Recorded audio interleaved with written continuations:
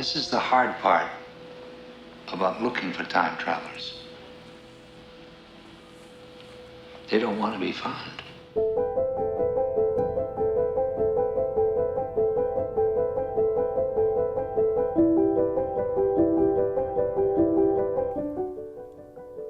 When we think about time travel films, we often think about the big standouts like George Pal's The Time Machine and James Cameron's The Terminator. Both of those films are cautionary tales about the inevitable destruction of humankind by its own hand. In The Time Machine, time travel begins as more of a fun curiosity to see how humans have advanced with never even a notion that the outcome could be anything other than positive.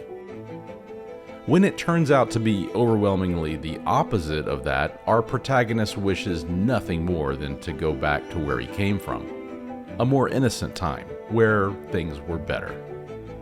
In The Terminator, time travel is used to reset the future by using it to stop a technological advancement that will be the eventual downfall of humankind.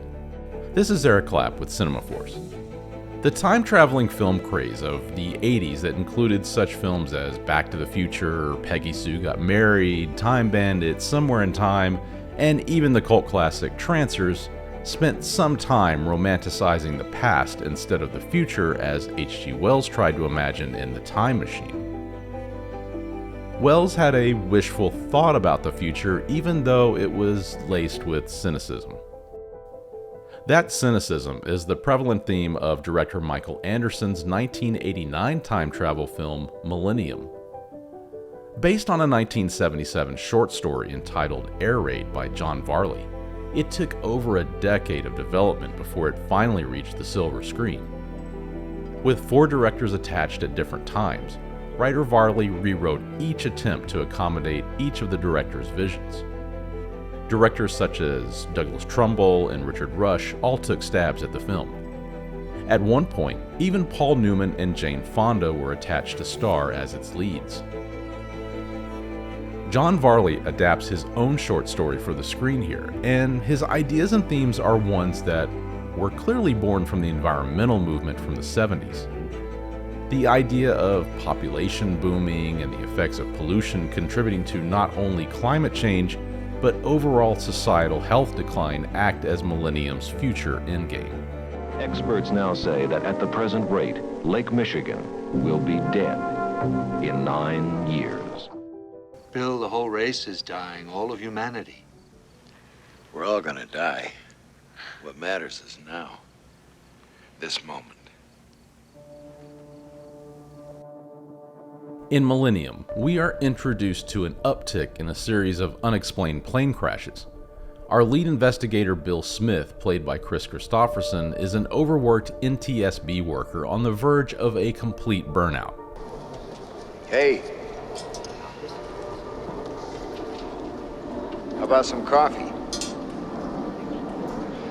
His character is probably serving as an analogy for humanity, no doubt.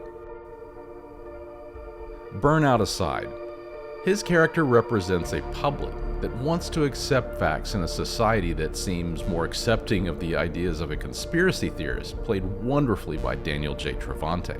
Is there any indication that this crash was caused by something less obvious than a computer overload? Not at all. Of course, every crash is unique. Conspiracy theories are a theme of Millennium, if only to explain the absurdity of humankind's rapid acceleration into obscurity.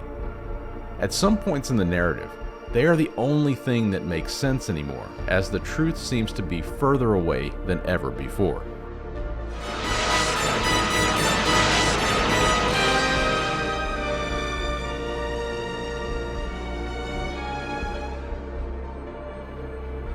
Bill becomes attracted to an airline attendant named Louise Baltimore, played by a mysteriously aloof Cheryl Ladd.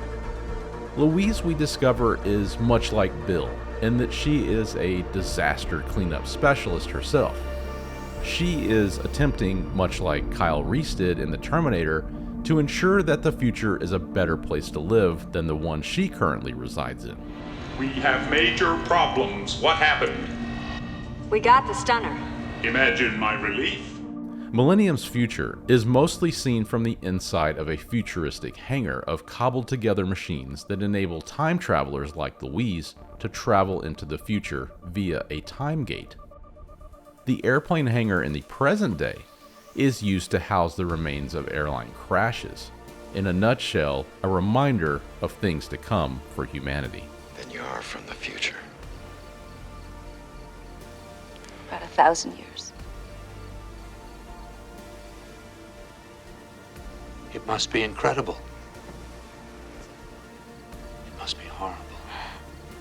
It's awful. We're all dying.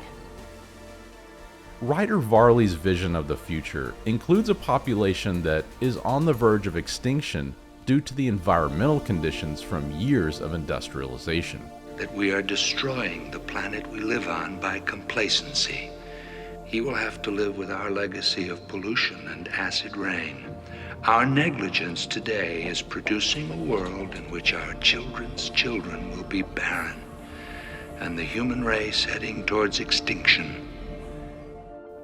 Humans can also no longer reproduce in the future, and those that do breathe air so bad that when they do travel into the past, they must smoke a pack of Marlboros just to adapt their lungs to the cleaner air of Earth's past.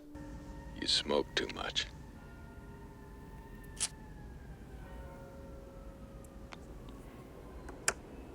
Louise and her band of time-traveling air hostesses hijack planes right before they are to crash and take healthy humans to the future and replace them with identical dead ones to avoid any suspicion. What is so interesting about time travel in Millennium is that Louise makes numerous mistakes that will eventually cause irreparable damage to the future. Her attempts to fix the past only make it worse. The message here is that time moves forward, not backward. Fix your mistakes now, not in the future. One of my team was shot. In the confusion, a stunner was lost. It was too late to go back and get it. You know that preventing a paradox is more important than individual life. Blame is secondary at this point. The first stunner you lost in 1989 ended up briefly in the possession of Bill Smith. He knows what it can do. To prevent a dystopian future where human beings are literally being kept alive by machines of their own making, you must make changes in the present. Every mistake made by a traveler in the past causes these time quakes in the future. These quakes are visual reminders of humans' mistakes. The bigger the mistake, the bigger the quake. Get out! Go, Louise.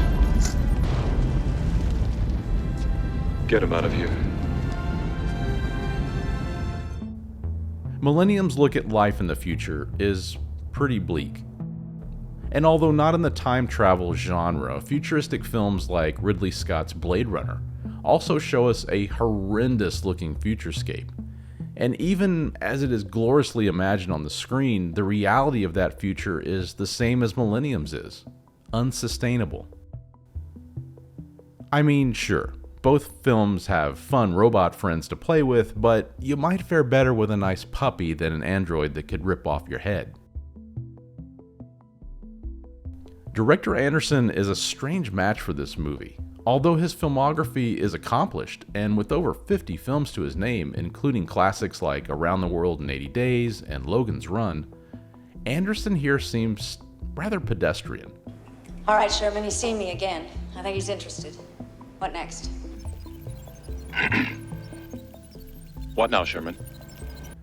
He tells the story well, but adds zero visual flair that feels not far off than a typical TV movie would. Anderson explains that the future world portrayed in the film represents, and I quote, "the mess we've put ourselves into, pollution, lack of food. It's a depressing atmosphere," end quote. Chris Christopherson took this film not just because it was a science fiction film. He liked the fact that it was a love story, and at the time there weren't a lot of those in the movies. He thought this was a beautiful story about how humanity could restart through love. It's interesting to note that Millennium's portrayal of the human race might just as well be us 1,000 years ago.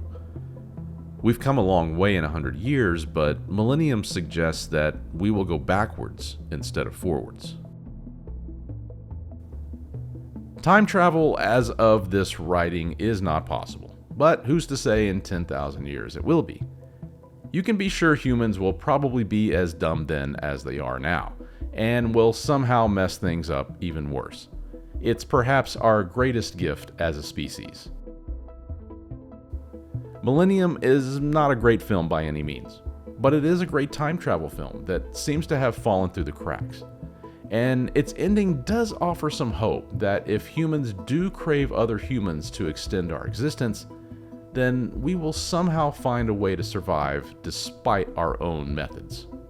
Make no mistake, time travel is a man-made narrative conspiracy theory, devised as a device to remind us that right now isn't such a bad place after all. So enjoy it while you still can. This is not the end. This is not the beginning of the end. It is the end of the beginning.